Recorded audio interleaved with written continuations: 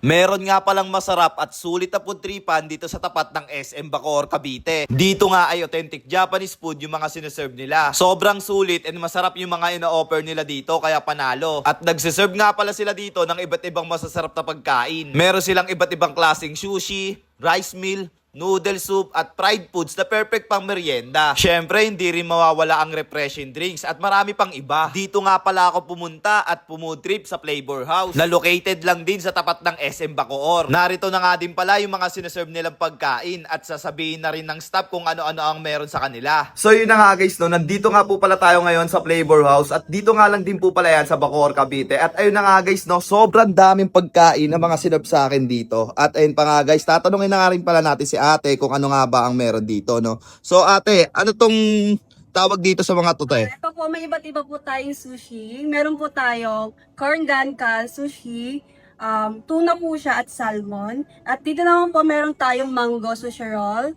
pork floss, golden pork floss, at crispy shrimp sushi roll po. Tapos dito naman sa mga hindi mo nasabi, ate, ano naman po yan? Ito po yung mga hindi ko po nasabi kasi upcoming pa lang po yung gagawin po dyan. At marami pa pong ibang menu na isasama. Ayun, no. So ayun na nga, no, nasabi na ni ate yung mga sushi rito.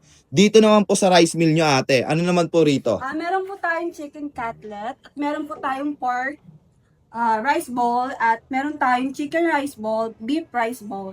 Pag nag-avail po kayo ng isa po dito, ay magkakaroon din po kayo ng free na milk tea. Ayun, no. Grabe, ang laki naman nun.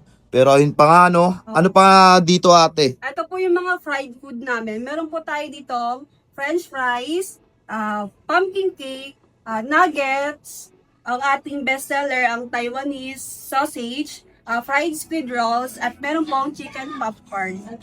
Ayun. Dito naman po. At ito po ay ating mga steam food po. Meron po tayong custard buns, shrimp dumplings, siomai, at saka siopaw. Meron din po tayong sticky rice. Grabe, ang dami, no? At ito yung isa sa mga nagustuhan ko rito, yung sabaw, syempre, taglabig na no? Pero ayun nga, no? Anong tawag dito sa tatlong to, ate? Ito po ay beef noodles, pork noodles, at shrimp. Tatlo po sila sa mga bestseller namin na binabalik-balikan po ng customer. Tapos ate, no, balita ko may drinks din to, no? Kasama rin po siya sa aming pa-promo, sa aming restaurant. Meron po siyang free milk tea. Kahit na ano po dyan. Pag umorder nito sa bawat ano na to, no, soup, no. So ayun na nga guys, grabe dito sa Flavor House, no. At ayun, kung gusto niyo po trip dito, dito nga lang din po pala yan sa tapat ng SM Bacoor. So yun lang.